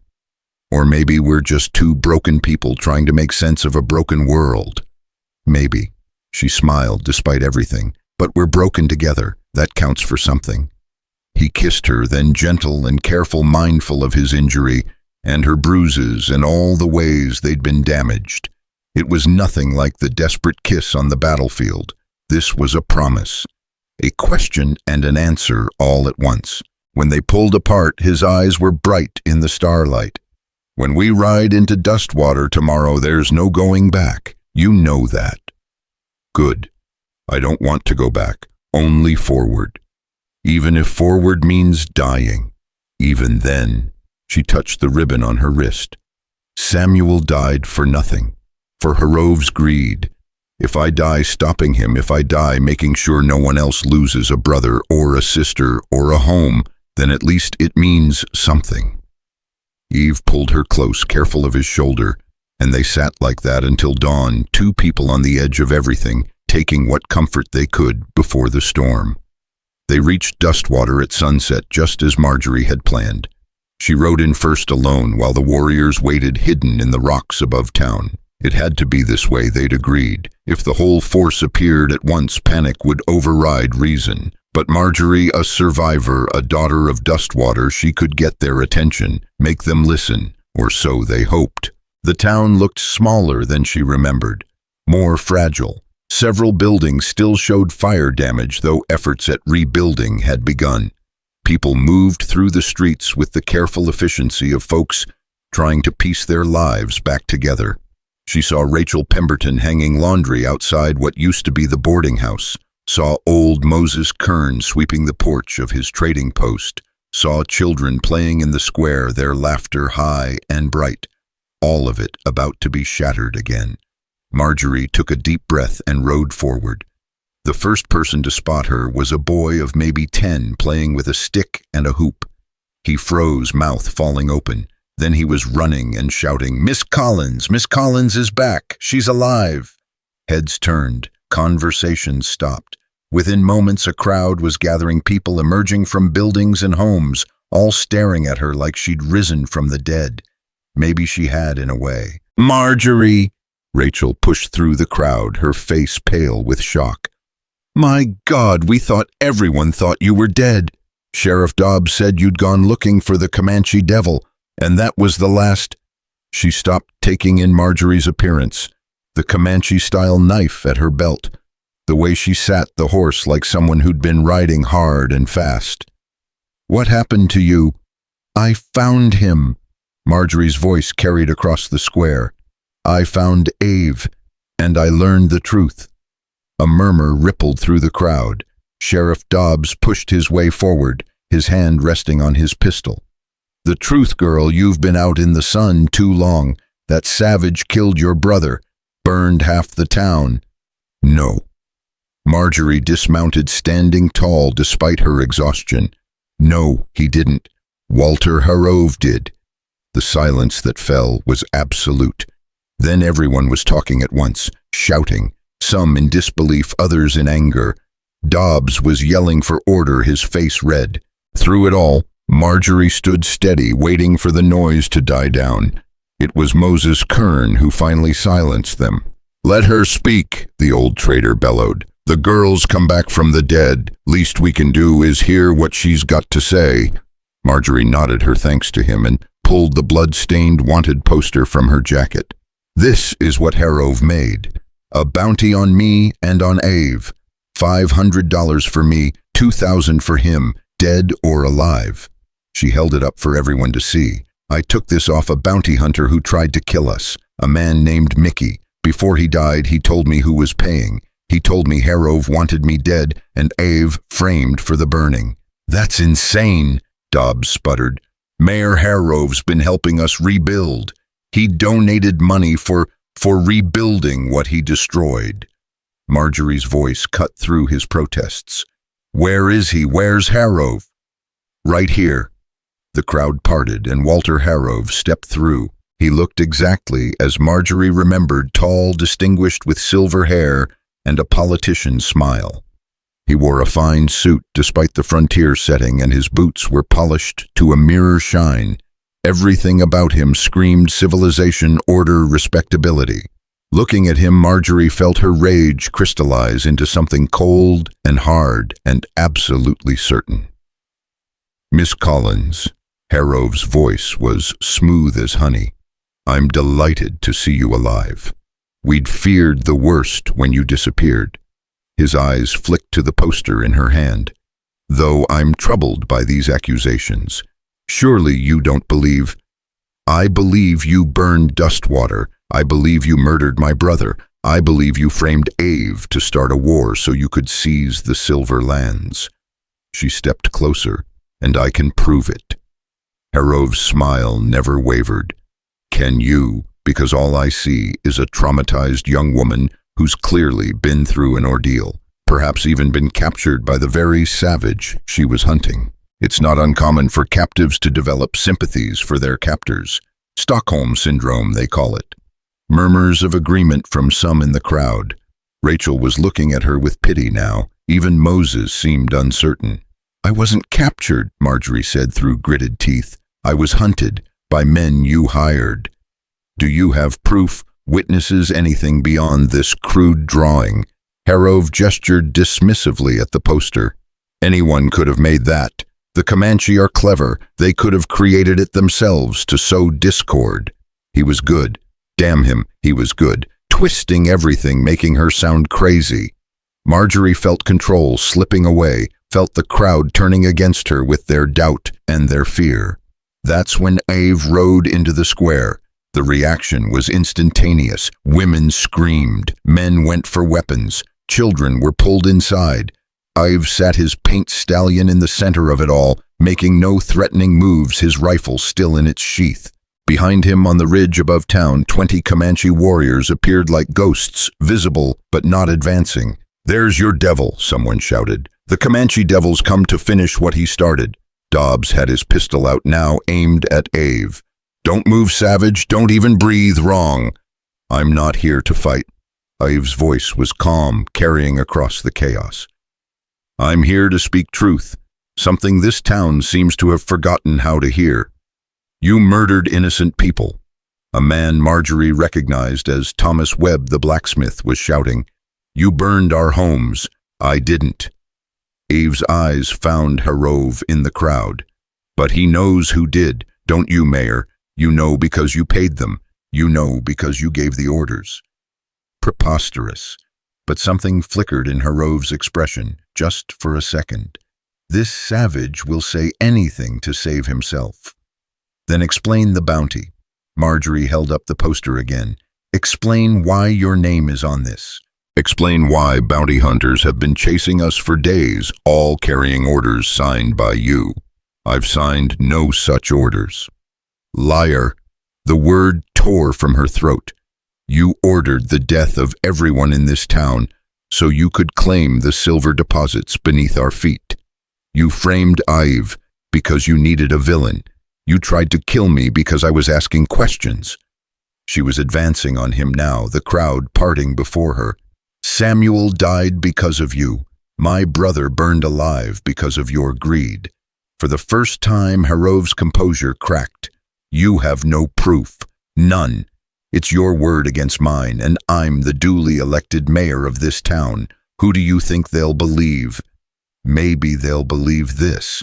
A new voice cut through the tension. Rosa, the fiddle player from Carson's Ridge, was pushing through the crowd. Behind her was a man Marjorie didn't recognize, thin and nervous-looking. Rosa was holding papers, a whole stack of them. "I've been running music at Carson's Ridge for 6 years," she said loudly. "You know what musicians see, everything. Everyone thinks we're just furniture, just background noise, but we hear things, we see things." She thrust the papers toward Dobbs.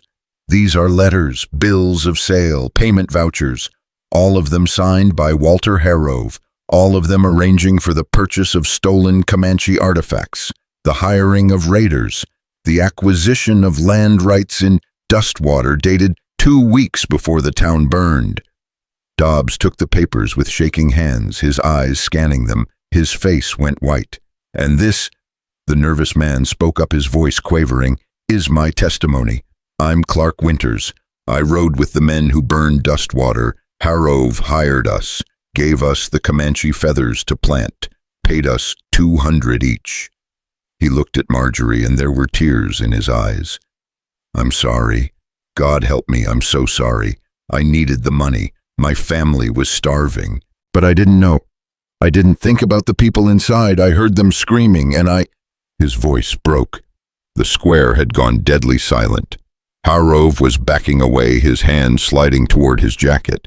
"This is a conspiracy. These people are lying, all of them working together to what?" Moses Kern stepped forward, and his weathered face was hard as stone. "To frame you. Why would we do that, Walter? What would we gain?" He looked at the papers in Dobbs's hands. "I've seen your signature enough times. That's your hand, your seal. It's forgery. It's truth." Dobbs' voice was hollow. "I've been a fool. We all have." He looked up at Harove, and his gun hand was steady now. "Walter Harove, you're under arrest for murder, conspiracy, and treason against the people of Dustwater." Harove's hand came out of his jacket with a derringer. He fired wildly, the small gun cracking like a whip. The bullet went high, but panic exploded through the crowd. People were running, screaming. Dobbs fired back and missed. Then Harove was running toward the courthouse, toward his office, where he'd have more weapons, more options. Marjorie didn't think. She just moved, racing after him with her rifle in hand. Behind her, she heard Yves shout her name, heard the pound of hoofbeats as he kicked the stallion forward. She reached the courthouse steps just as Harove slammed through the doors, followed him inside into the dim coolness of the building she'd been in 100 times for town meetings and social gatherings. Harove was at the stairs now, climbing toward his office. "It's over!" she shouted. "There's nowhere to go!" He turned at the top of the stairs, and his face was no longer that of a politician. It was twisted with rage and fear. The mask finally dropped. "You should have died with the others," he snarled. "You and your pathetic brother, all of you so blind, so weak, sitting on a fortune in silver and doing nothing with it. Samuel was worth 1,000 of you. Samuel was a fool." Harove pulled out a proper pistol now, a Colt .45. "And so are you. You could have just accepted it, could have moved on. But no, you had to go searching for justice, had to make this difficult." He aimed the pistol at her chest. "Well, here's your justice." The gunshot was deafening in the enclosed space, but it wasn't Harove who fired. Marjorie's rifle bucked against her shoulder. The bullet took Harove in the chest, dead center, spinning him back against the wall. His pistol clattered down the stairs. He slid down the wall, leaving a red smear, his eyes wide with shock. She walked up the stairs slowly, her rifle still trained on him. He was still alive, barely blood bubbling from his lips. "The silver," he gasped, "would have made millions, and it cost you everything." Marjorie looked down at him without pity. "I hope it was worth it." His eyes glazed over, the breathing stopped. Walter Harrove, mayor of Dustwater, architect of murder, was dead. Marjorie stood there staring at his body, waiting to feel something. Triumph, relief, satisfaction, but all she felt was tired, so impossibly tired. Footsteps on the stairs. AIV appeared beside her, taking in the scene. He didn't say anything, just took her hand. "It's done," she whispered. "It's done," he agreed. They walked out of the courthouse together into the golden light of sunset. The square was still chaos, but Dobbs was trying to restore order. The Comanche warriors had come down from the ridge and were surrounded by townspeople, not hostile now, but curious, cautious, trying to understand. Rosa saw them first. "He dead," Marjorie nodded. "Good." The fiddle player spat in the dirt. "Man like that doesn't deserve mourning." She looked at Ive. "I'm sorry for what my people did, for blaming you." "Not your fault," Ive said simply. "Lies are easy. Truth is hard." Over the next hour, as the sun finally set and lanterns were lit, the full story came out. Clark Winters told everything: how Harrove had recruited raiders from Carson's Ridge, how he'd planned the attack to look like a Comanche raid, how he'd already filed claims on the land before the fires were cold. Rosa provided documentation of every payment, every deal, every piece of evidence she'd been quietly collecting for months. "Why didn't you come forward sooner?" Dobbs asked her. "Because I wasn't sure anyone would believe me. A saloon musician against the mayor." Rosa shook her head. "I needed more, needed proof even he couldn't deny. When I heard about the bounty on these two, I knew the time had come." By full dark, the truth was known throughout Dustwater. Some people wept, others raged. A few tried to deny it, still unable to accept that they'd been so thoroughly fooled. But the evidence was overwhelming, and the body in the courthouse was proof enough. Pahayoko rode into town properly, then flanked by his warriors. He sat tall and proud, and when he spoke, his voice carried the weight of years. "Your mayor is dead. The lies are ended, but the question remains: what comes next?" He looked around at the assembled townspeople. "Will you rebuild your hate? Will you tell yourselves new lies to explain away the old? Or will you choose something different?" Silence. Then Moses Kern stepped forward. "We choose different. We choose truth. And we choose to say thank you to you and your warriors, to Ive, to Marjorie, for risking everything to show us what we couldn't see." He glanced around at the other townspeople. "We've got a lot to make right. Years of wrong to undo, but maybe this is where we start." It wasn't much, it wasn't enough, but it was a beginning. That night, Marjorie stood at the edge of town looking out at the land her brother had loved. Ive found her there, moving quietly despite his injury. "How's the shoulder?" she asked. "Hurts. Worth it." He stood beside her, close enough that their arms touched. "Pahayoko says we should leave tomorrow. Head back to the camp. Let Dustwater process everything without us here as a reminder. That's probably wise. You could stay if you wanted. This is your home."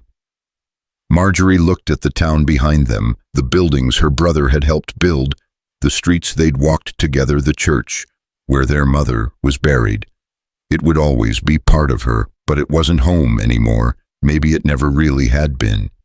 "My home is wherever you are," she said quietly, "if you'll have me." Ive turned to face her fully, his dark eyes reflecting the starlight. "You know what that means, living with the Comanche, never quite fitting in either world, always being the white woman who chose the savage." "I know, and I don't care." She touched his face, traced the scar along his jaw. "You saved me, Ive, not just from bullets and bounty hunters. You saved me from becoming something I'd hate. You showed me that truth matters more than comfort, that justice is worth fighting for." She smiled. "Besides, someone has to make sure you don't get shot again." He laughed, then winced at the pain in his shoulder. "You're impossible. I learned from the best." They kissed, then long and slow, two people who'd found each other in the worst possible circumstances and somehow made it through. When they pulled apart, Marjorie saw lanterns moving in the town behind them, people rebuilding, cleaning, starting over. And she realized that was what she and Ive were doing too, rebuilding, starting over, creating something new from the ashes of what had been destroyed. Tomorrow they'd ride back to the Comanche camp. Tomorrow they'd figure out what came next. Tomorrow the real work of healing would begin for Dustwater, for the Comanche, for everyone touched by Herove's evil.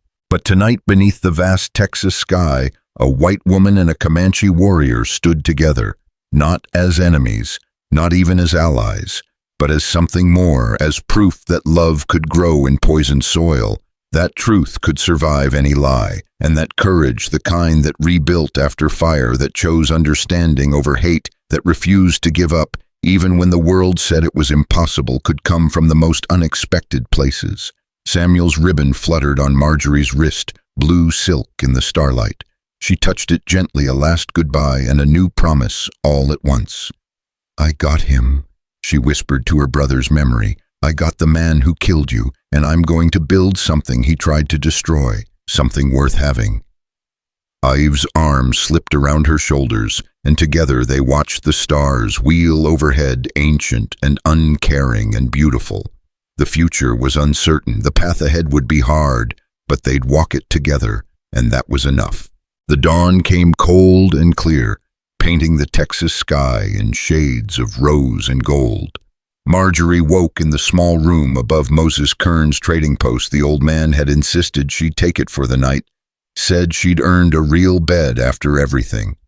Through the window she could see the Comanche camp at the edge of town, the warriors preparing to leave. Smoke rose from their breakfast fires, thin and gray in the morning air. She dressed quickly, her body protesting every movement. The past weeks had left their mark, bruises fading to yellow rope burns on her wrists, the constant ache of exhausted muscles.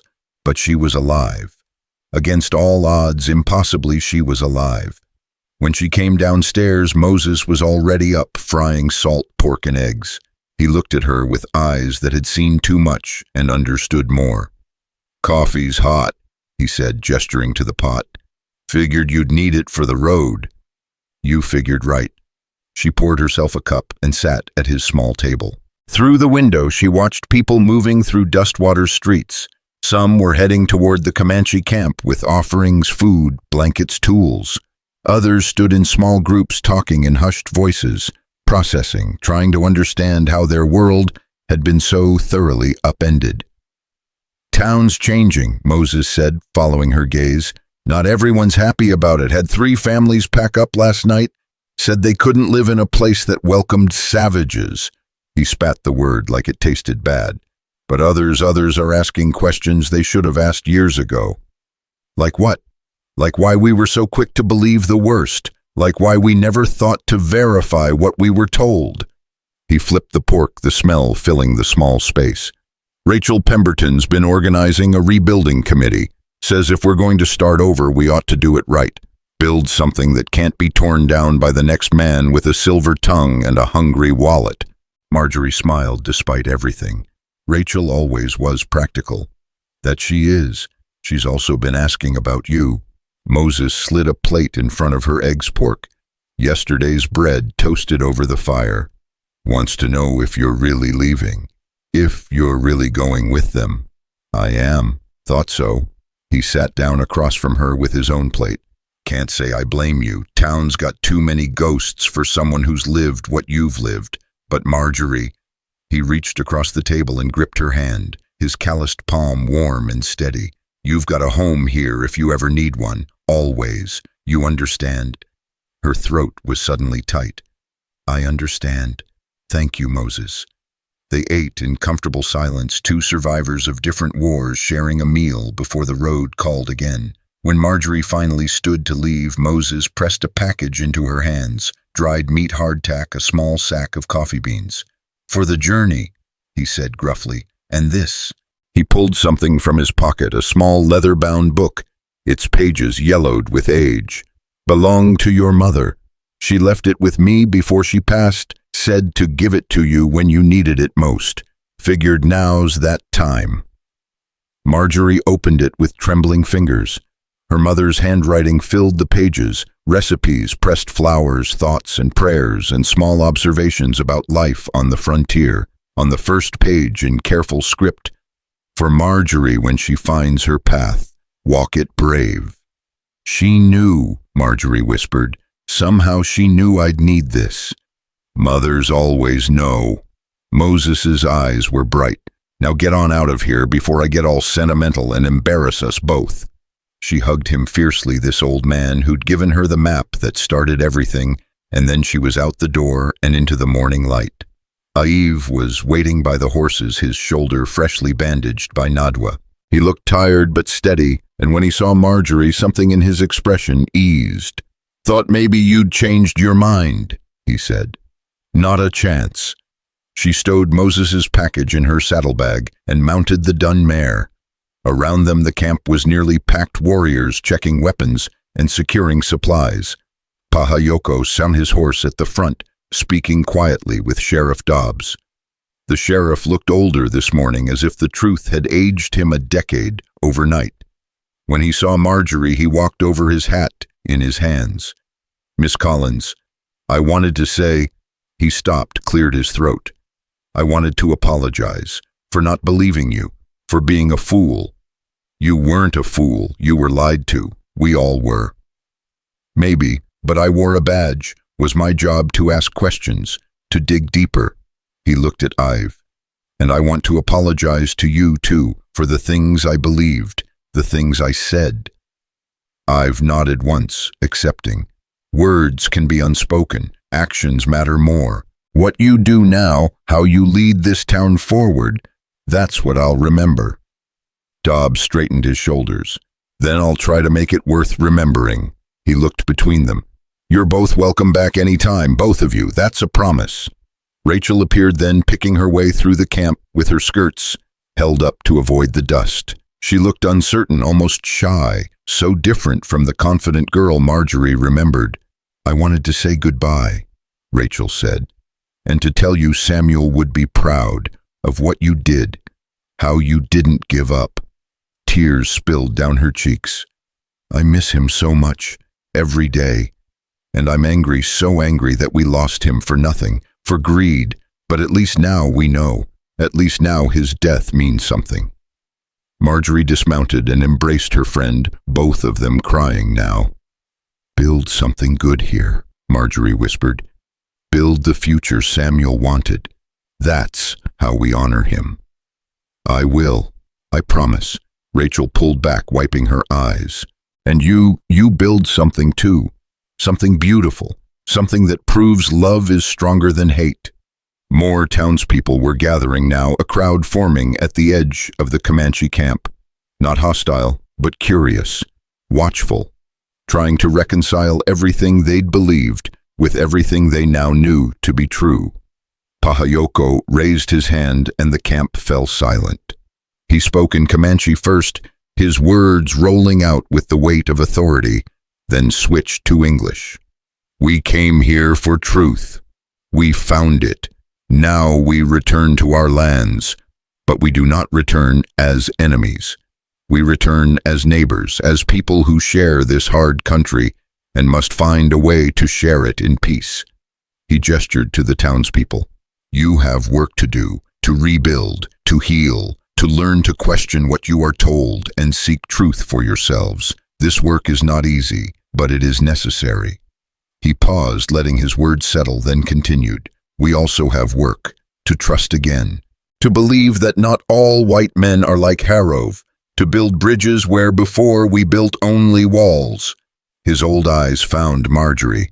"This woman showed us it is possible. She came to kill. She stayed to heal. If she can change, if Ave can forgive, then perhaps we all can." A murmur ran through both groups, Comanche and white settler alike. It wasn't agreement, not yet, but it was consideration, and that was enough to start with. The warriors mounted up a disciplined line of riders ready to move. Aiv helped Marjorie onto her mare, his hand lingering on hers for a moment. Then he swung onto his paint stallion and took his place beside her. "Ready?" he asked quietly. "Ready," she confirmed. They rode out of Dustwater as the sun climbed higher, 23 riders heading west into country that seemed both familiar and strange.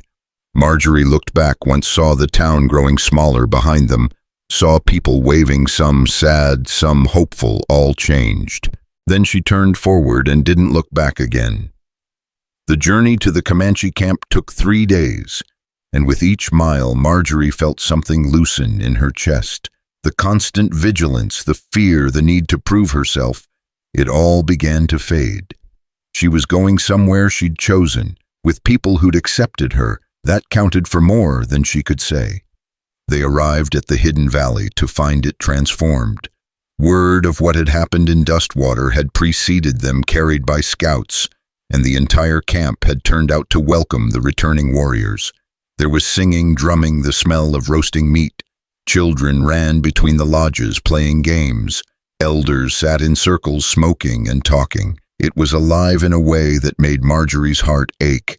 This was what Harrove had wanted to destroy, this joy, this community, this proof that the Comanche were not devils but people. Nadua found Marjorie almost immediately, pulling her aside to check her injuries and make sure she'd been caring for herself. The healer tisked over her blistered feet and her too thin frame, immediately prescribing rest and regular meals. "You fight too hard," Nadua said, her English stilted but clear. "Must learn when to rest, when to let others carry burden." "I'm working on it," Marjorie promised. Work harder." But there was affection in the healer's stern face. "Come, I show you your lodge." Marjorie blinked. "My lodge?" "I've asked. We built while you were gone." Nadua led her through the camp to a small dwelling on the eastern edge, overlooking the stream.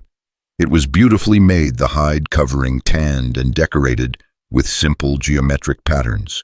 Inside, there were furs for sleeping, a fire pit, storage for supplies. Someone had left wildflowers in a clay pot. "It's beautiful," Marjorie breathed. "Is yours. You are part of us now. You have place." Nadua squeezed her arm. "Rest. Tonight we feast. Tomorrow we work." Work came sooner than tomorrow. That evening, as the feast was winding down and people were settling around fires to tell stories and share news, Pahayoko called Marjorie and Aive to his lodge. Inside, the council was assembled, the same men who'd judged her when she first arrived, plus several women whose faces were lined with wisdom and weather. "Sit," Pahayoko said, gesturing to the space across the fire from him. They sat. Marjorie's heart was pounding. She'd proven herself in Dustwater, yes, but this was different. This was about what came next, about whether she truly had a place here or was just a temporary guest. "You did well," Pahayoko said without preamble. "Both of you. You faced an enemy and won not with violence alone but with truth. This is the way of true warriors." He paused, considering his words carefully. "But now comes harder question. What do we build from this? How do we take this small victory and make it into something lasting?" "We keep talking," I've said immediately. "We keep the connection with Dustwater open. Visit, trade, show them we're not the monsters they feared." "Yes, but more than that." An older woman spoke up, her voice raspy with age. "We must teach our children different. Teach them that white people can be trusted, that peace is possible. This is harder than war. War is simple. Peace is complex." Another council member nodded. "And we must protect ourselves. Not all white settlements will be like Dustwater. Not all will want peace. We must be ready to defend our land, our people, our way of life." The discussion went on for hours. Plans were made, strategies debated, risks assessed.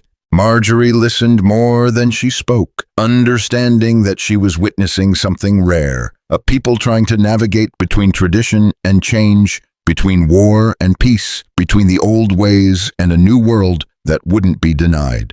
Finally, as the fire burned low, Pahayoko turned to her. "You have been quiet, Marjorie Collins. What do you think we should do?" All eyes turned to her. She took a breath, choosing her words carefully. "I think we should tell the story," she said. "What happened in Dustwater, what really happened, Not just to our people, but to everyone. Send messengers to other settlements, other tribes. Let them hear how a lie nearly started a war and how truth stopped it." She looked around the circle. Stories are powerful. They shape how people think. Right now, the story about Comanche is one of fear, but if we can change that story, if we can show that there's another way, maybe others will try it too. Silence. Then Pahayoko smiled, and it transformed his weathered face. "The white woman understands. Stories are seeds. Plant them wisely, and they grow into forests."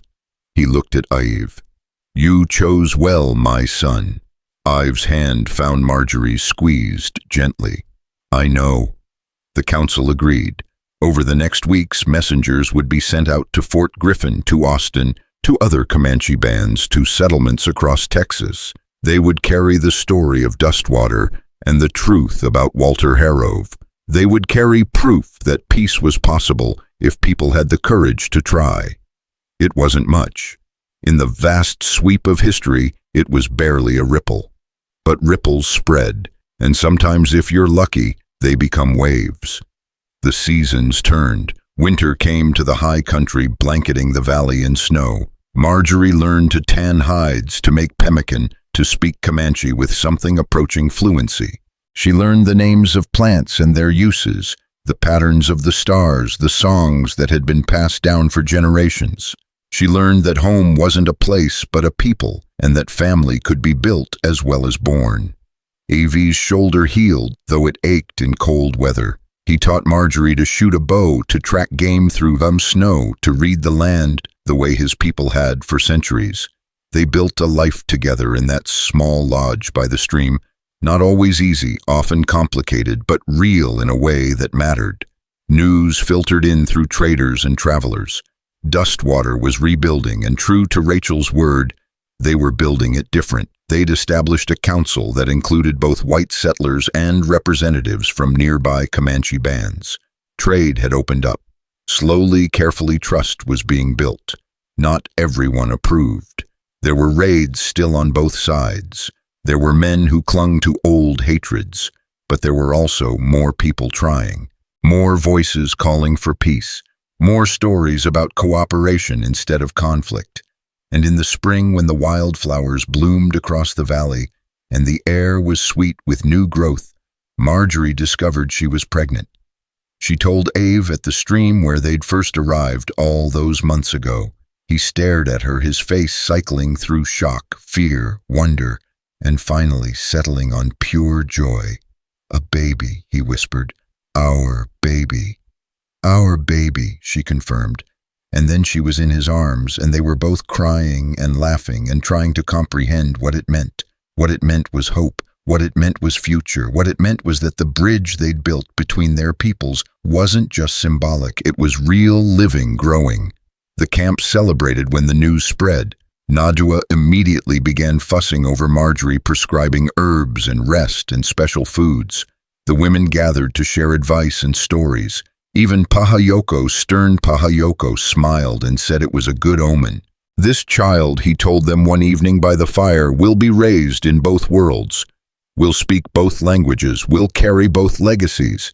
This is how we build something new, not by forgetting who we are, but by making room for who we can become together."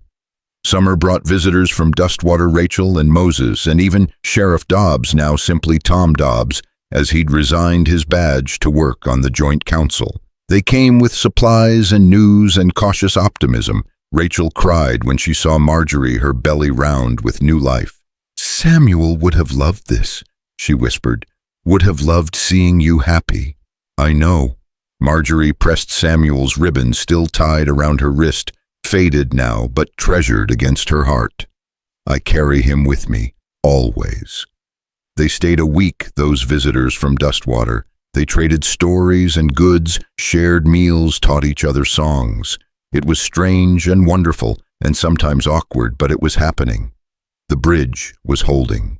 When autumn came, again painting the canyon walls in shades of crimson and gold, Marjorie gave birth to a daughter. The labor was long and hard, attended by Nadua and the camp's women, with Aive pacing outside like a caged wolf. But when the baby finally came crying lustily and waving tiny fists, everything else fell away. "She's perfect," Ive breathed, holding his daughter with trembling hands. "She's absolutely perfect." They named her Sarah after Marjorie's mother, with a Comanche name as well, Quihnai, which meant eagle. Sarah Quihnai, a child of two worlds, bridge between people's hope made flesh.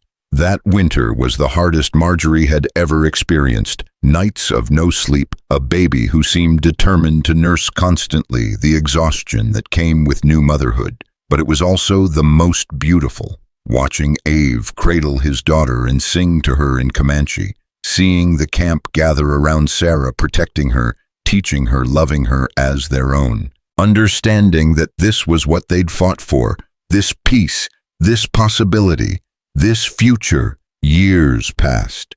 Sarah grew, learning to walk, to talk, to ride.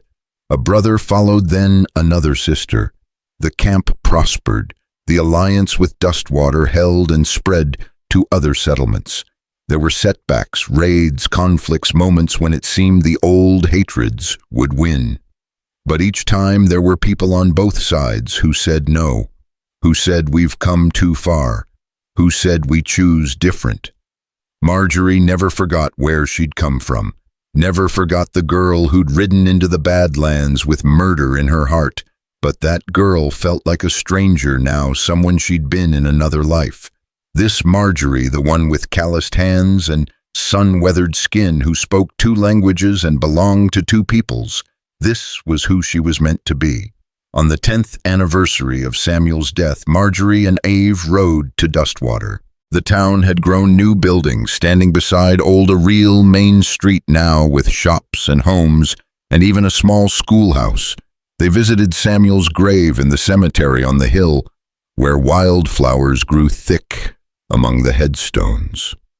"I did it," Marjorie told her brother's memory, kneeling beside the marker. "I found the man who killed you. I made him pay, and then I built something he never could have imagined, something good, something that lasts." She touched the weathered stone. "I hope you can see it, Sam. I hope you know that your death meant something, that it changed everything." Ive stood beside her, his hand on her shoulder. Their children played near and laughing with other children, Comanche and white, all together. Sarah was 10 now, already showing signs of her father's strength and her mother's stubborn determination. She was fluent in both languages, comfortable in both worlds, a living testament to what was possible. As the sun set over Dustwater, painting the sky in shades of fire and gold, Marjorie stood with her family and looked at what they'd built. Not a perfect piece was never perfect, but a real one. A peace built on truth and hard work and the willingness to see each other as human. Rachel found them at the cemetery, older now, but still strong, still organizing, still building. She'd married Tom Dobbs, and they had children of their own, raised to respect both peoples, to question lies, to seek truth. "We did it," Rachel said, looking at the town below. "We built something no one can burn." "We did," Marjorie agreed. "But we have to keep building, every day, every generation. The moment we stop, the moment we think we're finished, that's when it falls apart." "Then we won't stop," Rachel squeezed her hand. "My children will carry it forward, and theirs. The story will live." That night back at camp, Marjorie held Ave close and watched the stars wheel overhead. The same stars that had looked down on them that first night in the canyon when she'd been his enemy and he'd been hers. The same stars that had seen everything, the violence and the healing, the hate and the love, the breaking and the rebuilding. "Do you ever regret it?" she asked quietly. "Saving me that day, everything that came after." Ave was quiet for a long moment, considering. Then he said, "I regret the pain, the people we lost, the suffering that led us here, but this—" He gestured to their children sleeping in the lodge, to the peaceful camp, to the life they'd built. "This I would choose 1,000 times, 1,000,000 times, because this is real, this matters, this lasts." "We lasted," Marjorie whispered. "Against all the odds, all the hate, all the lies, we lasted." We did more than last. We thrived. We grew. We became something neither of us could have been alone. He kissed her forehead. You came to kill me. Instead, you saved me, saved all of us. We saved each other. And it was true. In the end, that was the real story. Not about a Comanche devil or a vengeful woman. Not about a corrupt mayor or a burned town. But about two people who chose truth over lies, understanding over hate, love over fear. Two people who built a bridge where others saw only chasms. The world didn't change overnight. Injustice still existed. Violence still flared. Old hatreds died hard. But in one corner of Texas, in a hidden valley and a rebuilt town, something different had taken root. Something that whispered maybe. Something that said it's possible. Something that proved courage wasn't always about fighting. Sometimes it was about building, about staying, about choosing hope when despair would be easier. Years later, when Marjorie was old and gray and her children had children of their own, she would tell them this story. She would tell them about the day she set out to kill a devil and found a man instead. About the mayor who lied and the truth that set them free. About the choice that changed everything. And her grandchildren would carry that story forward, passing it down like a precious heirloom. The story of how hate can be unlearned, how bridges can be built, how love, real love, the kind that costs something, can burn brighter than any fire. Because in the end, that was what Marjorie Collins and Ave had proven. Not that peace was easy, not that people would always choose right, but that it was possible, that the human capacity for change, for growth, for choosing better, that was the strongest force in the world, stronger than any gun, stronger than any lie. Strong enough to build something that no one could burn because it lived not in buildings or treaties but in hearts and minds, and the stubborn, beautiful human ability to hope. And that was worth every hard mile, every bullet dodged, every tear shed. That was worth everything.